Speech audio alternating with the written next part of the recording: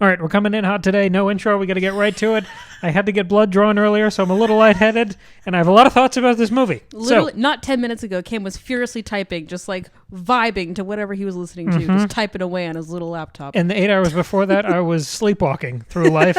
So we're talking about a movie today, but more importantly, we're talking about a production company in a larger social context. We're talking about Air and artist equity and how much we love Ben Affleck. But we're going to start with a little context because this movie exists, this production company exists within a really shitty current context and climate and market conditions. Right now, as of today, the day we're recording this, the Writers Guild of America has just gone on strike. As pay rates have plummeted throughout the streaming age, they have increasingly spotty and non-existent healthcare. And as the strike has broken, whole staffs have been laid off. Healthcare has totally been canceled for a lot of them. Billion-dollar studios are holding penniless artists hostage. It's a beautiful situation. Basically, there have been strangled, shrinking writers' rooms. There's this new term of like micro or mini rooms where they get as few as possible writers for as little time as possible to work over something. And then basically they all get paid minimum wage and forced overtime. That's fun. You have scripts being constructed in record time for record low pay, no job security, low residuals, more and more writers and showrunners working at scale, which is basically the term for minimum wage for that industry. I see. And there's this fun new cost-cutting measure that we've seen a lot with HBO Max with the new leadership, where they delete shows from their streaming library, meaning they're completely gone from existence. You can't buy them anywhere. You can't watch them. So these artists' work, it's completely erased. But also, now they don't get any residuals at all from those things. Even the pennies they were getting before. And there's this extra new this new wrinkle in the system, a flirtation with AI, artificial intelligence. There's this rumor and these little things sprinkling out that the studios wouldn't agree to a rule proposed by the Writers Guild of America that AI wouldn't be allowed to write or rewrite human scripts. Yikes. And the studios would only agree to some wishy-washy annual meeting discussing advancements in tech. That's so broad and stupid. The implication being that they're okay with the AI. Why would they ever want... to save money. Yeah. Oh, of course. Yeah. So there's just no aching humanity in this thing. So obviously we are in solidarity with the writer's strike. Obviously. And it's in that energy of today and the passion and the picket lines of today that we wanted to talk about this movie and this production company. We don't usually talk about production companies because we share our thoughts and theories on works of art. Right. But this is part of the story here. It's the only reason I was willing to see this basketball movie. And we're going to get to that too. But I want to start with this context. This production company is Artists Equity. It's a new company. The CEO is Ben Affleck, and he has signed an exclusive deal where any movie he's in has to be produced by this company. Love that. Or he's not going to be involved in it. And the CCO, which is Chief Creative Officer, is Matt Damon. He's less exclusive, but pretty much as invested in this company, and it's their joint project. And Air is the first movie they've made together under this banner.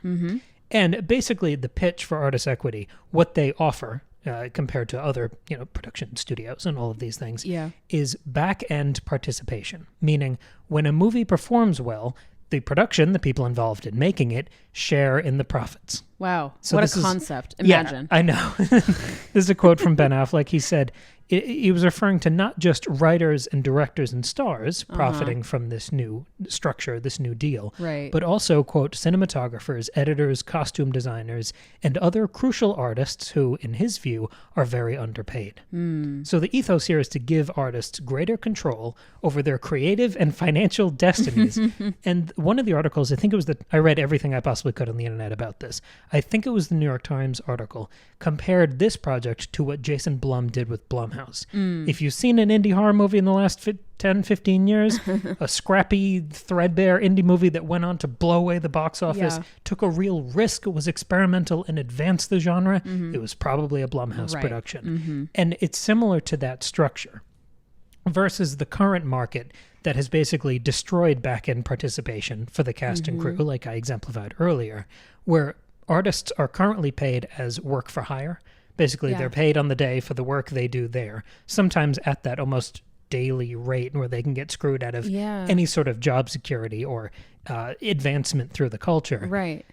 And they don't get any money later when the movie sells to a streaming service and is successful, because it's become this carousel where you make a movie for theatrical and then the studio just keeps selling it and reselling it to different streaming services. Right. That's why you have to Google, where the hell can I see The Bourne Identity this month? And then it turns over to the first of the month and it moves around. It's this game that's happening now. But most of these creators don't ever get to reap the benefits of that. Exactly. Right. So the goal of artist equity is to, quote, recapture some of that value and share it in a way that is more equitable. Love that. They've done interviews. They just say the right things. The emphasis is on quality over quantity. Matt Damon talked about Air as being in the vein of, quote, the movies we loved when we grew up that were really about the writing and the acting.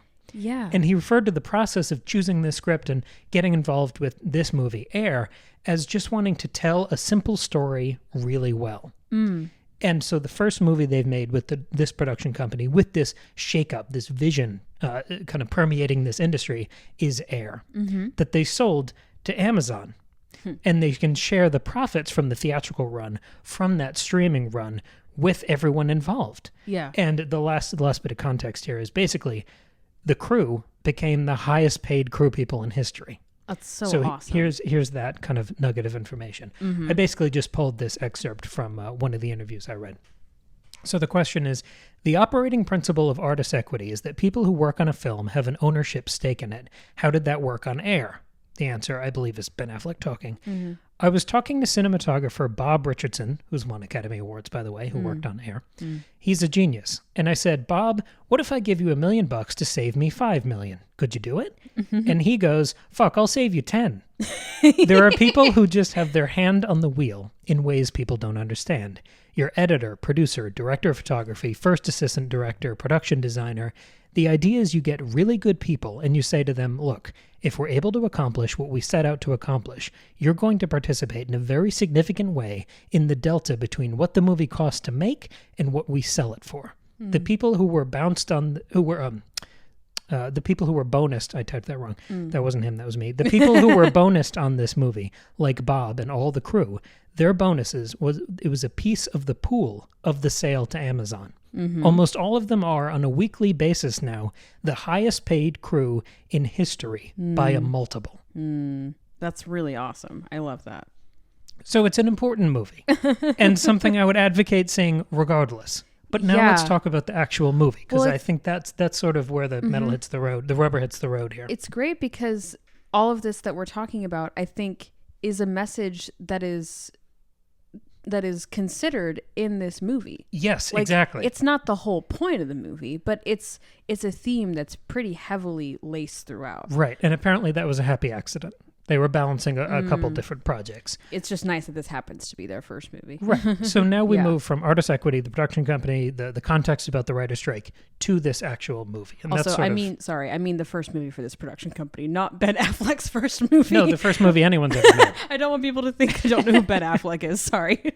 Just wanted to express that. So now we get to Air, which comes from a first-time screenwriter that Ben Affleck found on The Blacklist, which is a website where people upload their scripts and hopefully they get picked by a production company. Anyway, it's sort of the lottery dream of what happens with first-time screenwriters. Yeah. And Ben Affleck protected this guy throughout the shoot, meaning didn't let the studio mangle it and get rewritten 12 different times by 50 different people. Yeah. Didn't add all of these other creditors onto it, so the guys didn't get sole credit. There was rewriting, though, right? There was some level of addition from the cast on the day in some scenes. Oh, okay. But they still gave sole credit to the writer. Nice. Which is a huge advancement to his career. That's really good.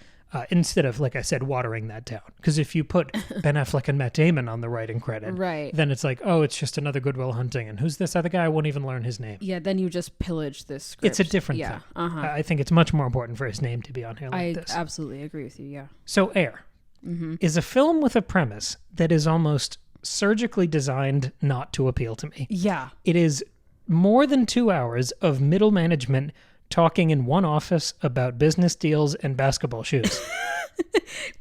And I know you're in the exact same boat there. Yes. And I know you agree with me that we could and do recommend this movie just on the basis of artist equity yes. and the current climate and wanting to support the effort that the film's making. Especially with the thematic resonance in the film of getting Michael Jordan a cut of every shoe that has his name on it, which was a totally unprecedented deal for an athlete. It was a move of principle and not business. But the thing that sold me on the film wasn't the premise. I was there to support artist equity because I'm a dork who reads this shit all day long.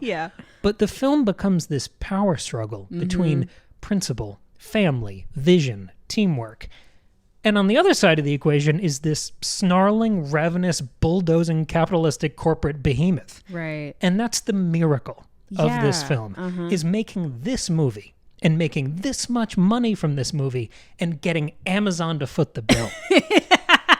And the magician, if that's what we're calling the miracle, the magic trick, the magician here is Ben Affleck. And that's who I'm centering a lot of my commentary around here. Yeah. Because the movie, and again, couldn't care less about the premise. No. The movie is just electric. It's a series of magic tricks led by Ben Affleck, who it felt like he was just tap dancing through this whole movie.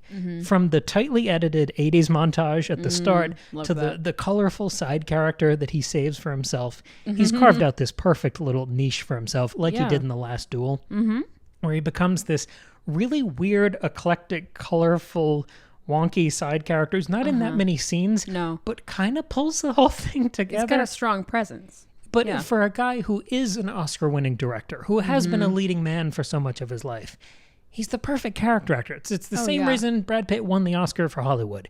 Because he's a character actor with a leading man's face. And I'm glad that Ben Affleck has found that niche for himself.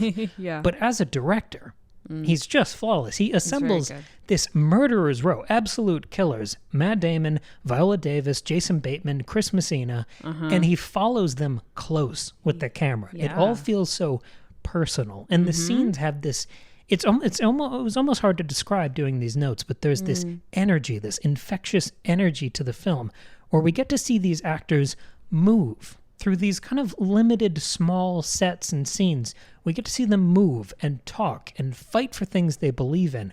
We get to see them act versus watching some of these people, like I've seen in other movies they've done, watching them react to a green screen transformer. A semi-truck is turning into a lovable friend. You get to watch them act with each other. It's got a frantic energy, not in like in a stressful, anxious way, but like there's just this frenzy around them of trying to solve this problem, of trying to accomplish this goal, and caring really deeply about accomplishing that goal. Right. It's like not just about, oh, well, I have to do this or I'll get fired. It's everybody. There's like a real effort to show that everybody has like a personal stake in what they're trying to accomplish. I mean, Matt Damon more than anybody, but everybody gets a chance to.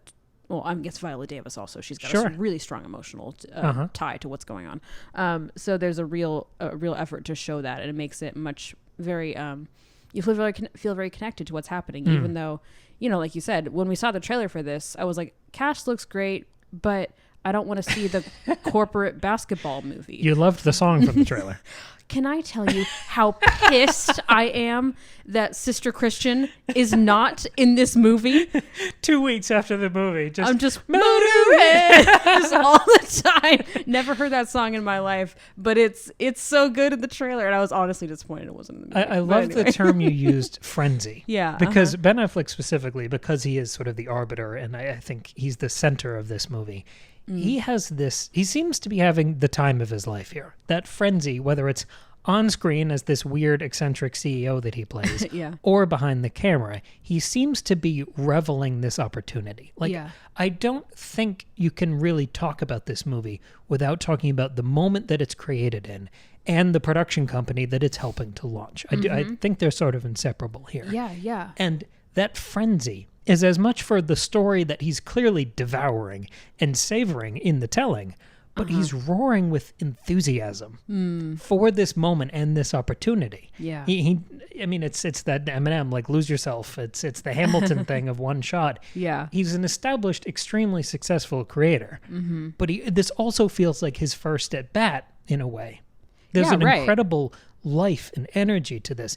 Every scene of this movie is beige and wood paneled. but it is more colorful than any Marvel movie I've ever seen. It's a marathon of real characters, conversations, whip-smart pacing, and like you alluded to earlier, earnestness. Yeah, And he jolts any of the business elements or conversations or dealings or negotiations or meetings that could be boring in a lesser creator's hand. He jolts them to life with these perfect little kind of storytelling tricks, where there are tight deadlines. There's competition from other companies, competing bids. The stakes get higher and higher throughout the movie. Yeah. Even though it's about landing one deal, and every single person who walks into the theater knows exactly how it's going to end. Right. Like you go in knowing that it's good. Yeah. Even though the trailer tells you most of the story you already know. Yeah. It still feels so exciting going through it. And it did. Mm-hmm. It almost reminded me of a Sorkin project. Because it speaks that same... It's got that bilingual thing where there'll be a real world situation happening with all this fast, quick dialogue.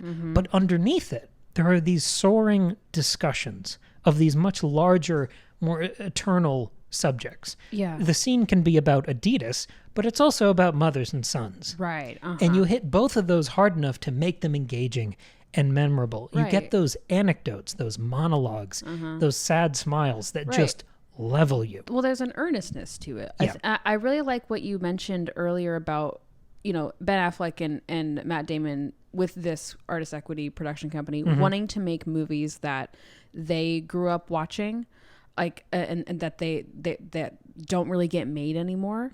And I think the like simple like American story where it's like earnest and inspiring doesn't get made anymore.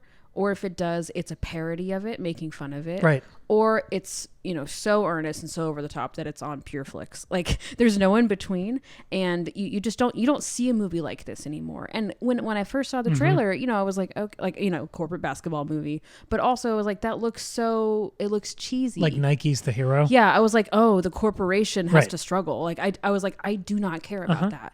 But it turns it into this human story that is very earnest in that like Sorkin way, like you're talking about. And I liked it. Like, it wasn't like this is the best movie I've ever seen, but they walked that line of making it inspiring and motivating. And it felt, again, it's like a very American story, which is very funny when Adidas is like the evil German company. But also still like with the quippy lines and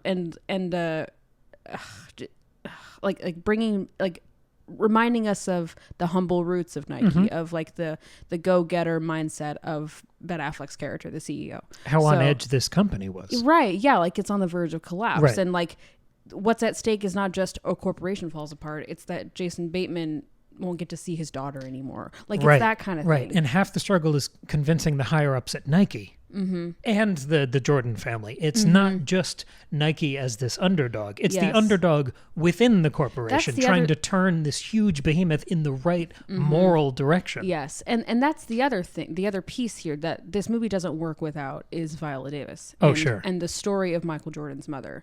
And you might have things to say. I'm sorry to be stepping on your outline. But I think what makes this work so well is, I mean, her performance is obviously excellent. She's such a good actress. But it's also, I mean, her, we don't see Michael Jordan in this movie. If you haven't seen it, sorry, we're spoiling it. But like, you don't see him like ever. You see the back of his head. The point is that it's not about him. His mother is the one making decisions, not because she's controlling, but because he's very young. And like, she knows what she's doing. She's the adult in the room, handling, $1 million deals. And trying to protect her kid. Yes. It's not just about her like trying to get money. It's about her protecting her son, making sure people recognize his incredible talent and gift. His worth. Right. Exactly. Making sure that he, not only that he like, signs a great deal and, becomes really famous for it or whatever, but it's the insistence that he get paid for every shoe sold. Right. Which was a new thing that nobody had done, which I didn't realize, but that was apparently very groundbreaking at the time. And it was her insistence on her son, who was in this scenario, the player, performer, artist. It was her insistence on him getting what he's owed. Like, Nike's whole plan is to build this shoe around this single player. So why wouldn't that player see any of that profit beyond just people recognize him because Nike has a good advertising campaign. And she's the heart of the movie. And she's also the only one who's not a big business mogul, wheeler and dealer. Yeah, no. She doesn't have these advanced degrees that she's using to whittle out these contracts. No, she's just a smart woman and she's a good mother. Right. It's like a smell test thing for how they approach her, how they talk about her son. She's working on this instinct that is human. It is this higher thing. And I love that you called this an American story. Yeah. Because America is an idea. America is a breakaway country formed on an idea. It doesn't have a native type of person who is an American. There is, I mean, there are places, most countries are a group of people who settled in one place. Yeah.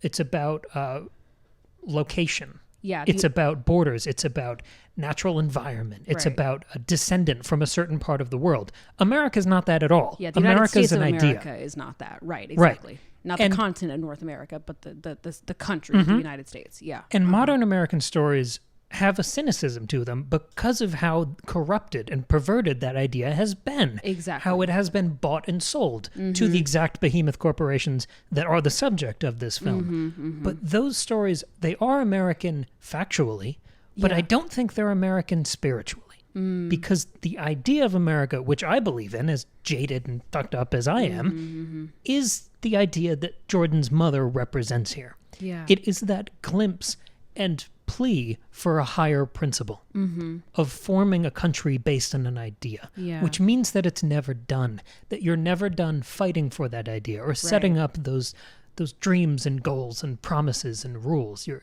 imperfect constantly. And that struggle, finding that North Star of a higher principle against all of these temptations and failures and perversions, that is what this movie does.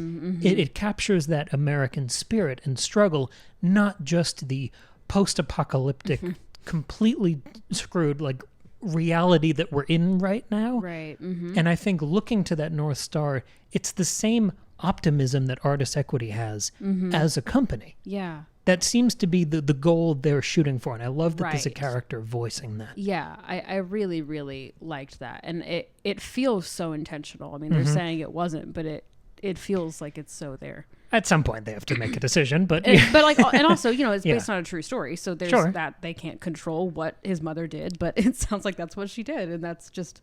It works so beautifully with what they're trying to do. Right. And the film is just masterfully made. It's so easy to watch. Yeah, very watchable, We've seen a lot of movies in the last few weeks. I've seen 3-hour movies that feel like 3 hours. I've seen 90-minute movies that feel like 3 hours. This one just felt like a story that started, got the middle, got the end. Yeah. It had a perfectly natural arc and flow to it. It was, which is, I mean, that's remarkable. That is an incredibly difficult thing where it just feels exactly as long as it needs to be.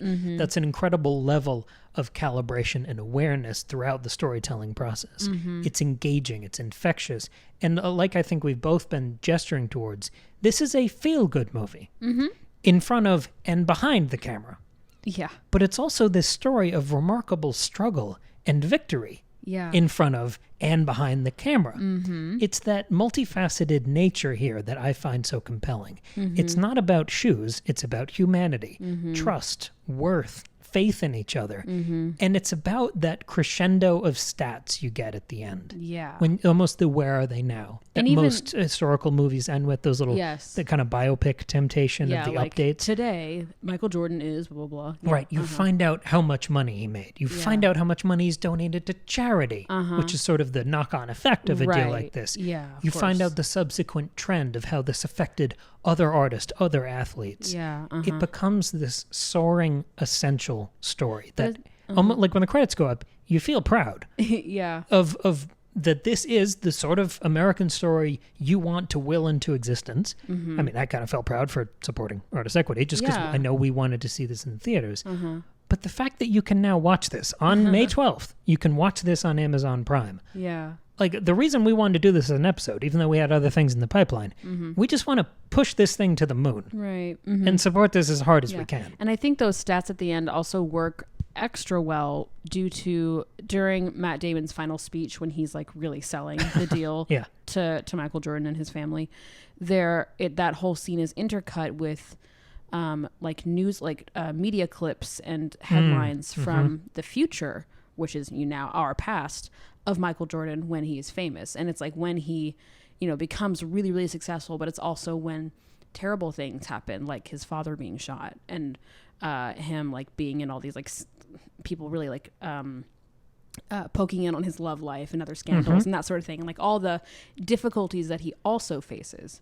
And so, being 40 years in the future. Sorry. Right. The 80s are still 20 years ago to me. And I know that's wrong. 40 years in the future, we know what happened with Michael Jordan and how he's become so successful. And we also know about his father being shot and all of that. But like being reminded of that and remembering, he also goes through all these terrible things, makes the success that we read about in the very end mean even more. And that's the whole point of Matt Damon's speech, is things are going to be hard.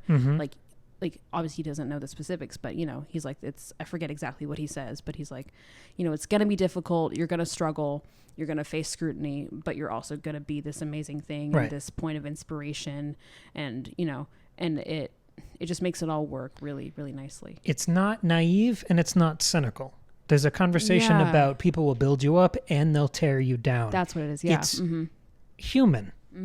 That's what I keep going back to here. Human. Yeah. That's why the corporate basketball movie works, is because it's about people. If you like any of these, the shows that make me wake up in the morning, like West Wing and Mad Men and Succession and all of these dramas that don't have $150 billion budgets with tons of CG, the works of art that are just people talking, like Matt Damon said, that are about the writing and the acting, this is one of those. Oh, yeah. And we have to support those because they're the first thing on the chopping block. You'll always get the thing some one guy made for $100 in his basement. Right. And you'll always get the $200 million soulless corporate franchise thing. Right. This is the middle there. Right. But there's but New York doesn't blow up at the end. Right. And these are the ones that get squeezed out. You're right. Yeah. But these are the ones that are the most interesting. There's something interesting about New York blowing up. So it's right there on Prime. Yeah. And watching it supports the cast and crew. It sure does. I loved this movie. I smiled Give it a watch. through the whole thing. I laughed too. Like Jason Bateman's, everyone's funny, obviously. Yeah. They're all great, but I didn't expect to smile through so much of this thing. Yeah. Just a great drama. Also, if you have a lot of mixed feelings about watching things through Amazon, which I understand, I feel like it balances out. Yes. If you're watching an artist equity project through Amazon. Just consider that. Listen to our previous complaints about Rings of Power. We've had this conversation about Amazon. For real, yeah. But it goes to show it's how you use the thing. Right. It's how you set the terms. And that's the magic trick here. Yeah. Is that you can brute force these international conglomerates into treating people right. Yeah. You can get the best crew rates in history from Amazon if you push for it, if you make it the priority. And this movie does. For real, yeah. So, yeah. Incredible. Yeah, so who would have thought I care about the basketball story? But here we are. I knew I had about half an hour in me. I'm going to go collapse now. We're at 28 minutes. I'd also like to say I learned more about Michael Jordan from this movie than the rest of my life combined. I was like, I knew he played basketball, and I knew he was famous. Now, was he the one in Space Jam? I'm never going to know. And you don't have to tell me because I don't care. We did mention Succession a minute or two ago. We did 2 surprise episodes on Succession this past Tuesday. First time we've ever done 2 episodes in one day. One of them is free right now in the podcast feed. The other one is exclusive to Substack, where you can get all of our bonus episodes and support the show. We are Second Breakfast Pod everywhere. I'm very tired. We'll see you next Friday for a Witcher chapter. And watch this thing when it comes out on Prime. All right. Bye. Bye.